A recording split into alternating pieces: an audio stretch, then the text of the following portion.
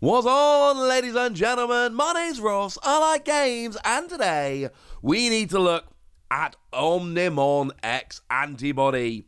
Yeah, it's a pretty big deal, honestly, and I don't want to be over the top, and I don't want to be alarmist, but this looks like it might be a little bit too good. And yes, I am fully aware that, well, assuming everything holds schedule-wise, it was literally yesterday I was showing you Digimon GX and going, oh, hang on a second, dudes. Digimon GX might end up being a little bit too good. Well, you know what? Both of these statements can be true, ladies and gentlemen. These look like they might be the powerhouse cards from the set, so we should have a gander.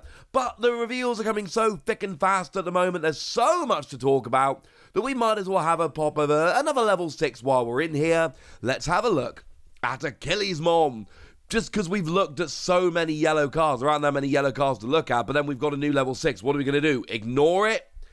Doesn't sound like me, ladies and gentlemen. That doesn't sound like me. And to be fair, this is not on the level of Omnimon X-Antibody, let's be perfectly clear, but this is still a very nice looking card. This one still looks pretty cool. So what we've got here is a 12 cost to play normally, 3 cost to Digivolve, 11,000 power, which is slightly higher than usual to play. It's 11 free 11 we would expect, but then again, you're going to be Digivolving, so don't worry about it.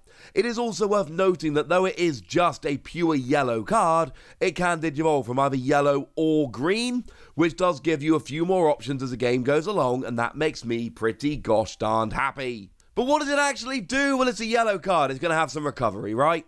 So what we've got here is when Digivolving, if you have 2 or fewer security cards, perform recovery +1. Cool. You recover a card when you've got 2 or fewer remaining. So obviously here we've got a timing issue, but this is one of the things that puts me off. Because on the one hand, I love this. But on the other hand, like, what happens if you got 3 security left?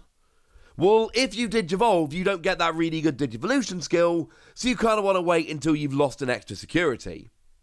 But if your opponent knows that, they might wait until they can take all of them in one go. Or you might be sitting there without a level 6, so you really want to play the level 6 because you want to get some bigger attacks off, but in order to do so, you've basically got to forsake the evolution skill, and that's kind of my point here. It's awkward. Sorry. Then when attacking once per turn, if you have 3 or more cards in your security, one of your opponent's Digimon loses 5,000 power for the turn. If you have 3 or fewer security cards in the security stack, gain 2 memory. And both of these are good. I do think gaining 2 memory is a lot of the time better than taking out a 5,000 power Digimon, but it doesn't have to be taken out of 5,000 power Digimon. You could take a 12,000 down to a 7,000 and then delete them with your 8,000 as an example. You could combine it with some other skills that reduce power to delete it. Things of this nature. The point I'm making is, this can be very good, but let's make no bones about it. Either way, this is pretty good. The best case scenario here is you Digivolve and you've got exactly 2 security. So you recover up to 3, and that attacking skill says 3 or more, minus 5,000 power to a Digimon, 3 or less, plus 2 memory. So we're back to that ruling we saw with the original Pulsemon. Yes, if you've got exactly 3 security cards, and remember from what we've seen of Pulsemon so far, that dude loves having 3 security cards, you do get to do them both. So you recover from 2 up to 3, lower a Digimon by 5,000 power, and then gain 2 memory. That's a good lot of stuff, ladies and gentlemen. A good lot of stuff. Speaking of Pulsemon, there is an option card we should have a quick look at here as well. It's an 8 cost option card. It's very expensive, so you know it's got to be good. If you have Pulsemon, or a Digimon with Pulsemon in its evolution sources, you can use this ignoring its color requirements. Important because although Pulsemon is generally coming in as a yellow Digimon, we did see Pulsemon coming in as a green Digimon in BT8, so maybe we will again in the future. Just, you know, something to bear in mind. What do you get for your 8 memory? While you have 3 or more security, one of your opponent's Digimon loses 12,000 power for the turn, should delete a level 6 or lower. While you have 3 or less security, place one of your opponent's Digimon on top of their security stack, face down. Cool. Now, obviously, that is kind of like recovery for them, which is awkward. But also, if you put a weak one on there, you know you can attack into the stack of a weak Digimon and it's not going to hurt. You know you're not getting deleted because you just put a 4,000 power Digimon on there. You know what's there. But also, it's basically taking 2 Digimon off the field. It can't get any Digimon, and it does kind of give your opponent an extra security card, which does make me nervous. But getting 2 Digimon off the field sounds alright to me. But the main goal in this video was to look at Omnimon X-Antibody, so let's have a look at Omnimon X-Antibody.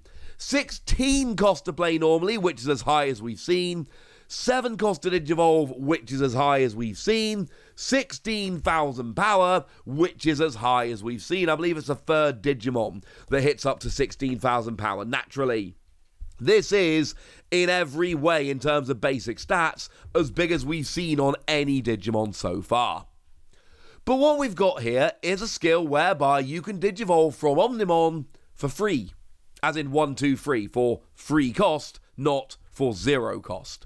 And that's really important because, again, 7 cost to Digivolve from a level 6 is harsh. 3 cost to Digivolve from an Omnimon, yes, that sounds good. One thing to point out, and this is very important for Omnimon generally, it is Omnimon, not a Digimon with Omnimon in its name. Now, as it stands at the moment, we've only seen level 7 Omnimon. Omnimon is a level 7. But we also seen things like Omnimon's Wart and Omnimon's Wart Defeat that you cannot Digivolve from because it doesn't count. Obviously, worth noting, this is not the first time we've seen Omnimon X-Antibody. That was also back in BT5. And that's a good card, don't get me wrong. But oh my word, this is good. Interestingly enough, the one from BT5 says your Digimon with Omnimon in its name can Digivolve for a free cost. That is not the case here. Look at the wording on the Japanese language there.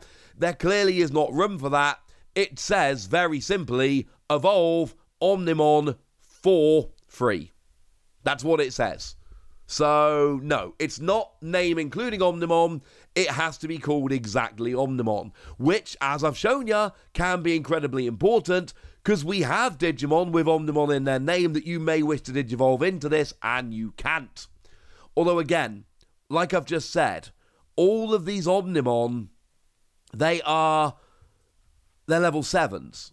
So what that means is you've still got to get from your level 6 as a 7 cost into a level 7, and then you can Digivolve from there, which is obviously a little bit awkward. But when you Digivolve, you can return all of your opponent's Digimon with the highest level back to the bottom of their deck in any order. And again, I've made this point a lot, and I know there are some deck exceptions here and there, but generally the draw in Digimon isn't that big. We don't have deck out much in Digimon. We don't have mill decks that seek to deck out your opponent. So when cards end up on the bottom of your deck in Digimon, most of the time they stay there. It's very hard to actually get them back. And it's every one of your opponent's Digimon with the highest level. So if they've got 3 level 6s but no level 7s, all of their level 6s go to the bottom of their deck. If they've got 2 level 7s, they all go. If you're against a Rookie Rush that's just got 7 level 3s out, guess what? All of those level 3s go back, and that's why I love this.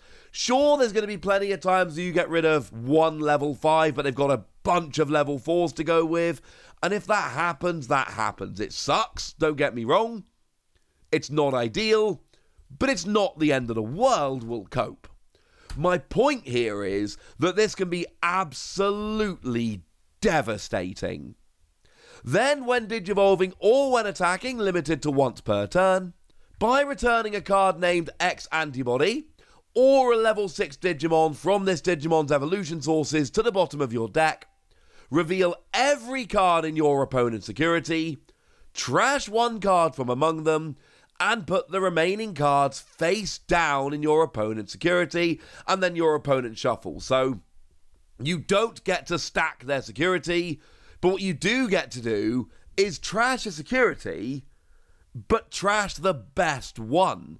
So if you're playing against a red deck, what is the 1 card you don't want to see in the security? Gaia Force, because it can just delete one of your Digimon. So get rid of that. It's not just that you trash a security card when you Digivolve, it's that you trash the best one. Just take a little bit of a look, find their security card with the highest power, get rid of that. But it's not just trashing a security card, it's also information. Because you would better believe that I will know what's in their security. I might know the order it's coming out, but I know what's in their security after I've used this skill. So what that means is, if I know that the highest Digimon they've got in their security is 8,000 power, I can attack with a 9,000 power Digimon and guarantee that I survive. And that's what's so phenomenal about this skill.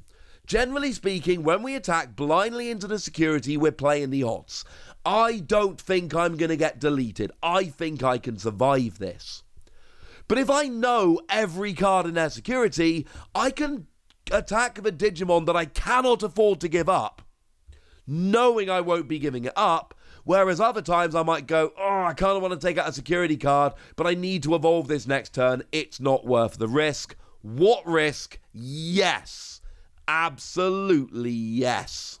Do remember, when we say a card named X-Antibody, we mean that option card called X-Antibody, which can be put down as an evolution source on one of your Digimon. That is what we're talking about here. That's pretty gosh darned important. But the skill is written in such a way as to stop you going too over the top. If it said evolves from a card of Omegamon in its name or Omnimon in its name, and it definitely doesn't, then you could evolve an Omnimon X-Antibody into an Omnimon X-Antibody and chain this skill, which would be absolutely ridiculous. That's not an option here.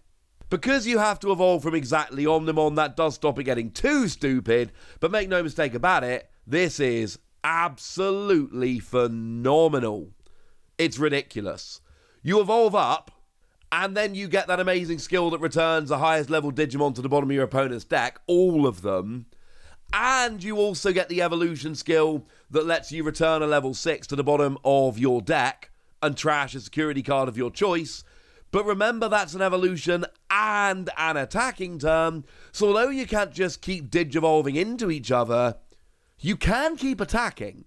So you can take something like a Jesmon and evolve it into a Jesmon X-Antibody, and all of a sudden, you Digivolve up, get rid of all their highest level Digimon, and get rid of their best card in their security stack, and you get rid of your level 6 Jesmon. But then you attack, get rid of your level 6 Jesmon X-Antibody, and get rid of their second best card that they've got in terms of their security, and this can get a little bit silly. No, you can't chain the evolution, but it's an attacking skill as well as an evolution skill, and we've got ways to stack level 6s, and this could get nuts. This is one of the best cards we've seen. I believe that quite sincerely, and yes, it's very expensive and awkward, but if this hits the field, you've probably lost. Like, it's that gosh darn good. But now, ladies and gentlemen, I want to know what you think about this and about Achillesmon, who, let's face it, is not as interesting, but still, new level 6. So go nuts in the comment section, but be nice! And then make sure you like this video, subscribe to this channel, follow me on Twitter at TheWasi. That's where we talk Digimon and a whole bunch of other card games. And please do consider checking out patreon.com/PTCG Radio, where you can support the channel, get some bonus podcasts and all kinds of fun things. But by far the most important thing, as always, look after yourselves till next time, would ya? Thank you very much for watching. My name's Ross, and you've been watching Wasi Plays.